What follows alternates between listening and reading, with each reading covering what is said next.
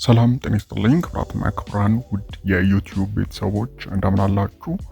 ዛሬ እንግዲህ በሌላ ቪዲዮ ተገናኝተናል። ዛሬ በዚህ ቪዲዮ ላይ እንግዲህ የምንመለከተው እንግዲህ በእርግዝና ወቅት ላይ ስለ ጽንሱ ክብደት ነው።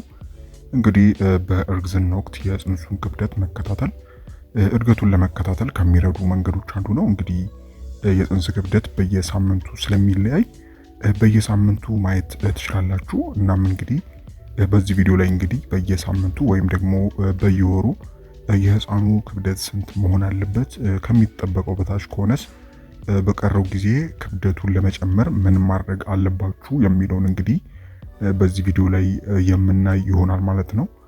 እንግዲህ ከዛ በፊት ሁላችሁም ይህንን ቪዲዮ ላይክ በማድረግ ጀምሩ። እንዲሁም ለዚህ አስተማሪ ቻናል አዲስ ከሆናችሁ ሰብስክራይብ በማድረግ ቤተሰብ ሁኑ። አሁን እንግዲህ በቀጥታ ወደ ጉዳይ ሳልፍ በእያንዳንዱ የእርግዝና ሳምንት የህፃን አማካይ ክብደት እየጨመረ ይሄዳል።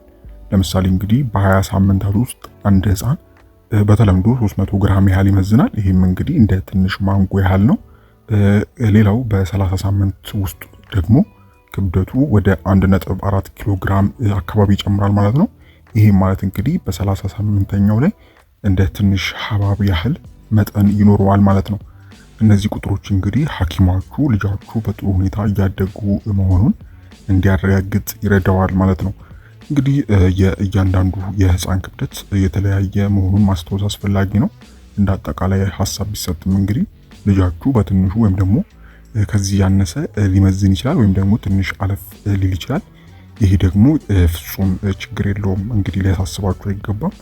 እንግዲህ እስቲ የመጀመሪያ 3 ወራት ማለትም ከአንደኛው እስከ 12ኛው ሳምንት የህፃኑ ክብደት ምን ይመስላል የሚሆን ስናይ እንግዲህ በመጀመሪያዎቹ 3 ወራት ውስጥ ልጃችሁ በጣም ትንሽ ነው። እንግዲህ በመጀመሪያው 3 ወራት መጨረሻ ላይ 14 ግራም ያህል ይመዝናል። ይሄም እንግዲህ የሎሚ ያህል መጠን ይኖረዋል ማለት ነው። ትንሽ የሎሚ መጠን ይኖረዋል።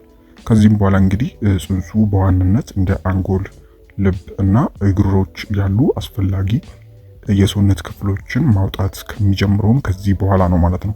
ሌላኛው እንግዲህ ሁለተኛው 3 ወር እናያለን። ይህም እንግዲህ በሳምንት ከ13 እስከ 26ኛው ያለው ሳምንት ነው፣ ወይም ደግሞ በወር 4ኛው፣ 5ኛው፣ 6ኛው ወር ነው። እንግዲህ ይህ ልጃችሁ በፍጥነት ማደግ የሚጀምርበት ደረጃ ነው። እንግዲህ በ20 ሳምንታት አካባቢ ህፃኑ 300 ግራም ያህል ይመዝናል። እናም 25 ሴንቲሜትር ያህል ርዝመት ይኖረዋል ማለት ነው። እንግዲህ በዚህ 3 ወር መጨረሻ ማለትም በ6ኛው ወር መጨረሻ ላይ የህፃኑ ክብደት ከ900 ግራም እስከ 1 ኪሎ ግራም ያህል በግምት እንግዲህ የትንሽዬ የዱባ መጠን ያህል የሚኖረው ይሆናል ማለት ነው፣ የሚኖረው መጠን ማለት ነው። ሌላኛውና የመጨረሻው እንግዲህ 3ኛው 3 ወር ነው። እንግዲህ ይሄም ማለት የ7 የ8 እና የ9ኛው ወር ማለት ነው። በሳምንት ስናየው እንግዲህ ከ27ኛ ሳምንት ጀምሮ እስከ መውለጃው ድረስ ወይም ደግሞ እስከ 40ኛው ሳምንት ነው። እንግዲህ በመጨረሻዎቹ ወራት ልጃችሁ አብዛኛው ክብደቱን ይጨምራል። በ30 ሳምንት ውስጥ እንግዲህ 1.4 ኪሎ ግራም ያህል ይመዝናል እና ሙሉ ጊዜው ማለትም በ40 ሳምንት አካባቢ አብዛኛው ህፃናት ከ2.5 እስከ 3.5 ኪሎ ግራም ያህል የሚመዝኑ ይሆናል ማለት ነው። ይህ እንግዲህ የህፃኑ አካል ከማህፀን ውጪ ለህይወት የሚዘጋጅበት ጊዜ ነው ማለት ነው። እንግዲህ በእርግዝና ወቅት የህፃኑን ክብደት ላይ ተጽዕኖ የሚያደርጉ ነገሮች ምንድን ናቸው የሚለውን ስናይ እንግዲህ አንደኛውን የመጀመሪያው እንግዲህ ያው ግልጽ ነው፣ የምትመገቡት ምግብ ነው።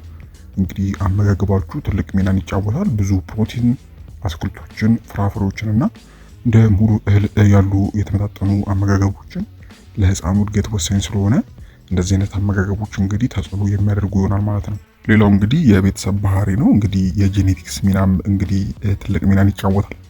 እንግዲህ እናንተ ወይም ደግሞ የትዳር አጋራችሁ ያለው የእድገት መጠን በጽንሱ ላይ ተጽዕኖ ያደርጋል ማለት ነው። ስለዚህም በቤተሰብ የሚተላለፍ ይሆናል ማለት ነው፣ የክብደቱ መጠን ማለት ነው።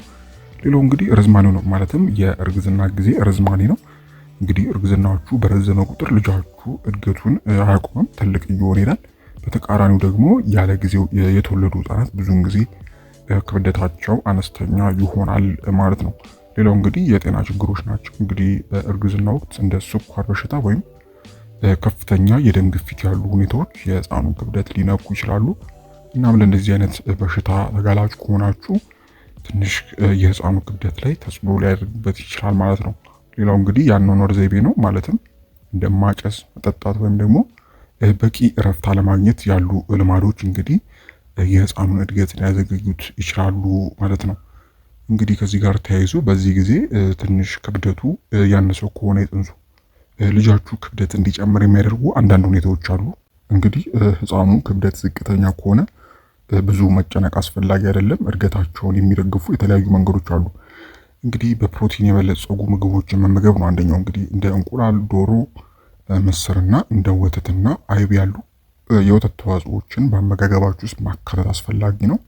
እንግዲህ ፕሮቲን የህፃኑን ጡንቻና ህብረ ህዋሳት ለመገንባት ይረዳል። ሌላው እንግዲህ ጤናማ ቅባቶች ያላቸው ምግቦችን መመገብ ነው። እንደ ለውዝ፣ ዘር፣ አቮካዶ እና ቅቤ ያሉ ምግቦችን ለልጃችሁ እድገት አስፈላጊ የሆኑ ጥሩ ቅባቶችን ይሰጣሉ። ሌላው እንግዲህ እህሎች ናቸው። እንግዲህ ቡናማ ሩዝ፣ አጃና ሙሉ ስንዴ በምግባችሁ ውስጥ ማካተት ያስፈልጋል። ይህም እንግዲህ ጉልበት ይሰጣችኋል እናም የህፃኑን እድገትን ይደግፋሉ። ሌላው እርጥበት ይኑራችሁ።